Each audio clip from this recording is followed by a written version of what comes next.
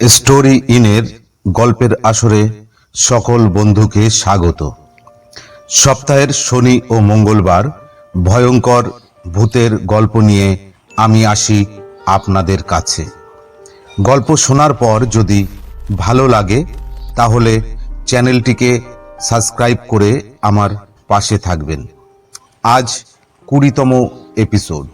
গল্পের সূত্রধর ও গল্প পাঠে আমি প্রকাশ, অন্যান্য চরিত্রে ও সহযোগিতায় তিতলি ও পপি। মলয় বিশ্বাসের কলমে শুরু করছি আজকের গল্প, বিবাহ বার্ষিকী। সরে যাও, তুমি একদম ছবে না আমায়।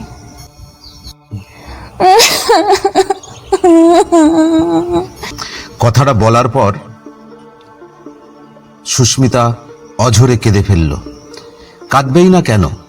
তার বিয়ে হয়েছে প্রায় 3 বছর। প্রতি বছর বিবাহবার্ষিকীর দিন অনেক কোনো না কোনো বাহানা করে। ঠিক বাহানা বললে ভুল হবে, কারণ অনেকের খুব কাজের চাপ থাকে, এই জন্য প্রায় লেট হয়ে যায়। অনেক একটি ই-কমার্স সংস্থায় অ্যাডমিন হিসেবে কাজ করে। ওই সংস্থার 6টি শাখা আছে। সেগুলি রক্ষণাবেক্ষণ, প্রয়োজন অপ্রয়োজন, ফাইল খাতাপত্র ঠিকঠাক আছে কিনা সব অনেককেই দেখতে হয়। প্রতিটি শাখায় তাকে ভিজিট করতে হয়। কাজ নিয়ে ব্যস্ত থাকার জন্য ঠিকমতো বাড়িতে আসতে পারে না। সুস্মিতা অনেককে বলেছিল, এবার যদি বিবাহ বার্ষিকীর দিন বাড়ি না আসো তাহলে পরদিন আমি বাবার বাড়ি চলে যাব। সুস্মিতার এই কথা শুনে অনেক শুধু বলেছিল, এইবার যতই কাজ থাকুক না কেন আমি অবশ্যই আসার চেষ্টা করব। বিবাহ বার্ষিকীর সারাটা দিন কোনো মতে কাটিয়ে দেয় সুস্মিতা। ওই দিন কাজের মেয়ে টিনাকে সকালে ছুটি দিয়েছিল। টিনাকে বলেছিল, টিনাদি, আজ সারাদিন আসতে হবে না, সন্ধ্যার সময় আসবে। সন্ধ্যা থেকে সুস্মিতা ও টিনা রান্নার তোড়জোড় শুরু করে। অনেকের পছন্দসই সমস্ত খাবার রান্না করেছিল তারা দুজনে। রান্না শেষ করে সুস্মিতা একটু পাড়াতে গেছিল। বাড়ি ফিরে সে দেখলো টিনা বাড়ি যাওয়ার জন্য তৈরি হচ্ছে। তখন সুস্মিতা বলল, টিনাদি, দাঁড়াও, তোমার ছেলে মেয়ের জন্য একটু খাবার নিয়ে যাও। সুস্মিতা রান্নার ঘর থেকে সমস্ত খাবারের মধ্যে বিশেষ খাবারগুলি 2টো টিফিন কৌটায় ভর্তি করে টিনাদির হাতে ধরিয়ে দিল। টিনা চলে যেতেই সুস্মিতা অনেকের পছন্দ করা বাদামি রঙের শাড়িটা পরে খাবার টেবিলে এসে অপেক্ষা করতে লাগলো। ঘড়িতে তখন রাত 10:30। ঘড়ির কাঁটা যেন আজ একটু জোরেই ছুটছে। 11টা, 12টা, 12:30, 1:45। সুস্মিতা তখনও খাবারের টেবিলে বসেছিল। এর মধ্যে প্রায় 74টি মিস কল দিয়েছে অনেককে, কিন্তু অনেক ফোন রিসিভ করছিল না। রাত যখন 1:30 তখন সুস্মিতা না খেয়েই বিছানায় গিয়ে শুয়ে পড়ল। এর কিছু সময় পর ঘড়িতে কটা বাজে সুস্মিতা জানে না। তাদের বেডরুমের দরজাটা হঠাৎ খুলে গেল।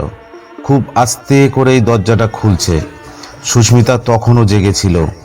বেডরুমের দরজাটা বন্ধ করার সময় সুস্মিতার মনে হচ্ছিল অনেককে গিয়ে দুঘা বসিয়ে দিই, কিন্তু সুস্মিতা চুপ করে থাকে। অনেক এত রাতে সুস্মিতাকে জাগাতে চাইছে না, এই জন্য সে চুপি চুপি ঘরে আসছে। সুস্মিতার এটাই চিন্তা করলো। সুস্মিতার মনের মধ্যে তখন ঝড় বয়ে যাচ্ছিল। অনেক কি সেটা বুঝতে পারছে না? অনেক কি কোনোদিন সুস্মিতাকে বোঝার চেষ্টা করবে না? সুস্মিতা আর পারল না নিজেকে। যত রাগ, কষ্ট, অভিমান আছে সেটা তার কান্নার মাধ্যমে ভাসিয়ে দিল। সুস্মিতা তখন বিছানায় শুয়ে শুয়ে দেওয়ালের দিকে মুখ করে কাঁদতে লাগলো।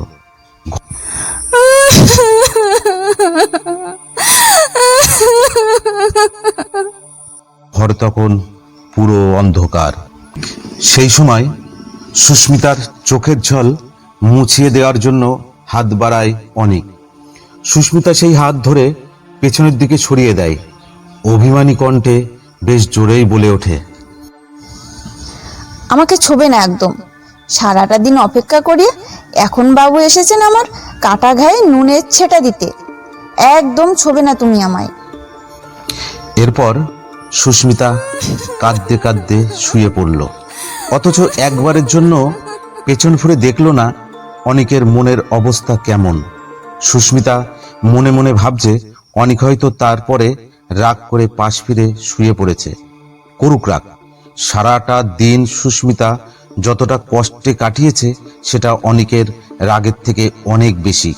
এরপর সুস্মিতা একসময় কাঁদতে কাঁদতে চিন্তা করে যে কালকেই সে বাপের বাড়ি চলে যাবে।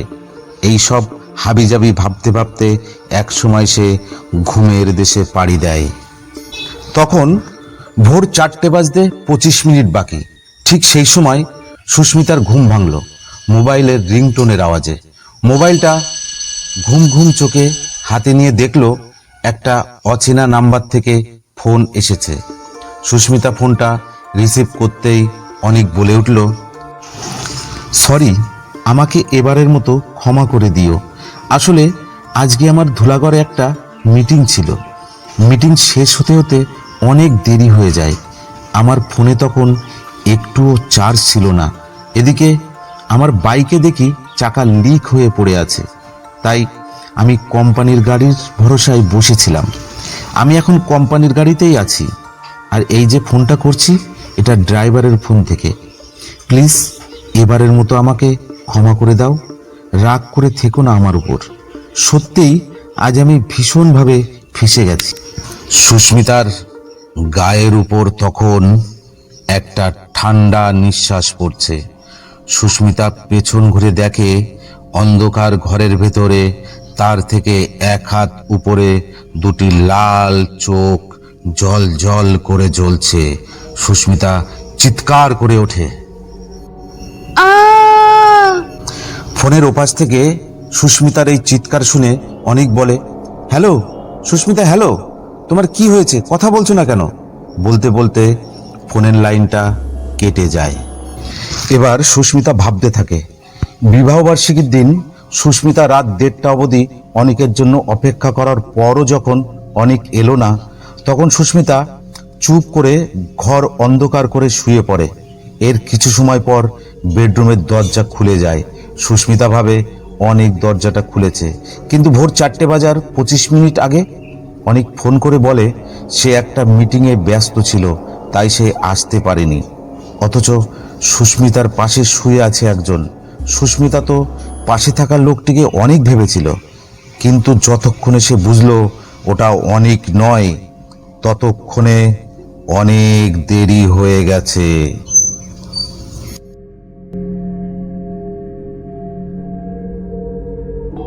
আমার গল্প যদি আপনার ভালো লাগে তবে আমার চ্যানেলটি লাইক, কমেন্ট, শেয়ার ও সাবস্ক্রাইব করে বেল আইকন অল করে রাখুন এবং আপনার মতামত জানাতে ভুলবেন না। আপনার মতামত আমার কাছে ভীষণ গুরুত্বপূর্ণ। আর একটা কথা, আপনি কি ভূত বিশ্বাস করেন বা করেন না? কমেন্ট করে জানাতে ভুলবেন না। সর্বশেষে বলি, সকলে ভালো থাকুন, সুস্থ থাকুন। আমার গল্প চ্যানেলের সাথে সর্বদা যুক্ত হয়ে আমার পাশে থাকুন।